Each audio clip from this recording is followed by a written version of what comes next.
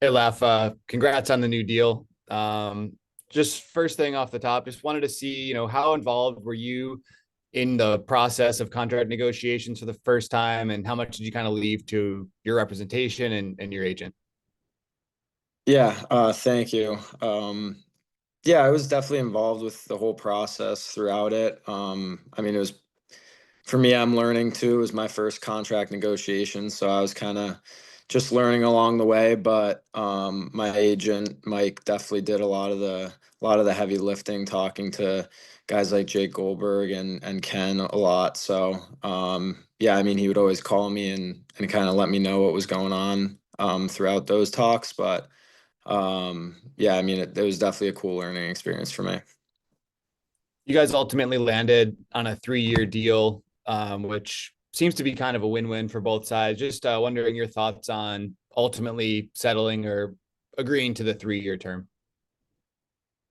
Yeah, I mean, there was definitely a lot of talk about, different years and different numbers and stuff like that. But I think 3 years for me puts me in the best position for my career, and it gives me a little bit extra time before that next contract and stuff like that. So yeah, I think with kind of the layout of our team and stuff like that. You don't know what's going to happen, and giving myself 3 years to kind of make a bigger impact on the team and kind of solidify myself in a bigger role. Just seemed like the right thing to do. Appreciate it, and congrats again. Yeah, thank you. We'll go to Connor Doyle next. Hey, Laugh, just like Zach said, congrats on the contract. I've got a couple questions for you. You spent much of the second half of last season playing along with Byfield and Fiala as a winger, but you also took some strategic shifts down the stretch at center. Is this something we should expect more of you in the next 3 years? Yeah, thank you again. Yeah, honestly, I'm not sure. I think for how I am as a player, I've always kind of prided myself on being someone who can be put anywhere in the lineup and try and do my best there. So, I didn't play much center growing up my entire life, but I think Jimmy trusts me in that role and has kind of seen some tendencies that I have on the ice that he feels comfortable with having me out there as center. So, it's definitely something that I could see myself doing in the future whenever I'm needed to. So, it's definitely not out of the question, but yeah, so I guess we'll just see going down. Appreciate that, Laugh. And finally, Laugh, you've been on two of the last four Kings teams that failed to overcome the Oilers. You committed to this team for the next 3 years. What are the on ice and off ice aspects of this club that made you want to sign here and also maybe be optimistic about the future here in LA? Yeah, I mean, just looking at our team and the guys we have on our team, I mean, looking at last year, we were right there, and I think all of us are super confident in each other, and we know how close we are as a group, and how much further we can go, and I had conversations with Ken too, and he's talked about how he's added some pieces that have had playoff experience, like Armia went to the finals. Corey Perry's obviously been in the finals like 6 out of the last 7 years, and so he's added guys that have won and guys that can kind of the younger guys can look up to those guys, and then I think also the younger guys on our team now have a lot more playoff experience. So I mean, it's definitely an exciting group to be a part of, and yeah, that's why I just wanted to be back. Thanks, Laugh. We'll go to Andrew Knoll next.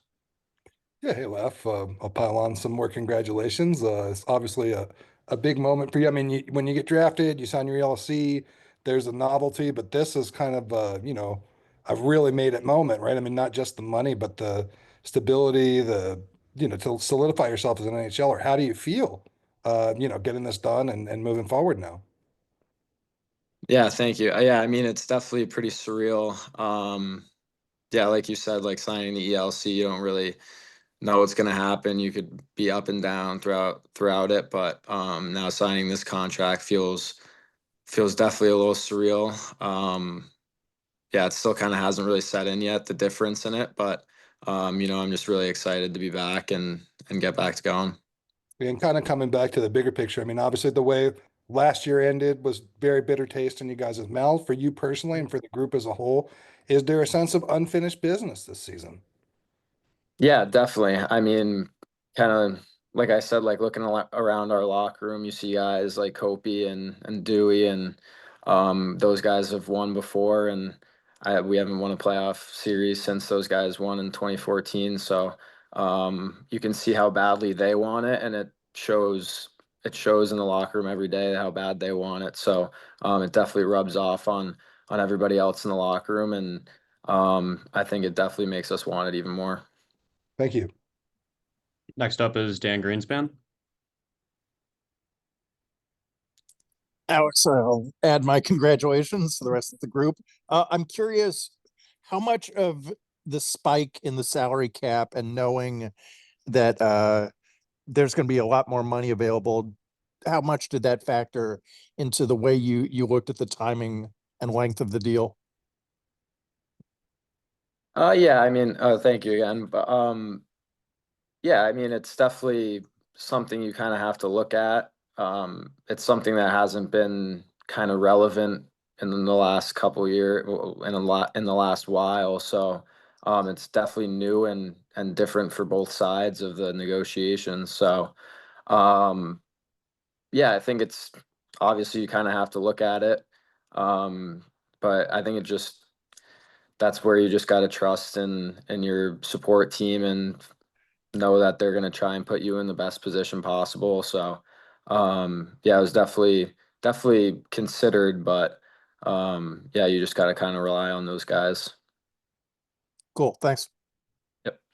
We'll go back to Zach Dooley. I've just had one more. From your rookie year to your second year, there were a lot of changes made with the forwards, both for you and for the whole group. But from the end of last year to now, the entire top nine looks to be the same. How exciting is that for you guys to kind of have that consistency, to not be resetting, but to be able to maybe build off of what you established last year?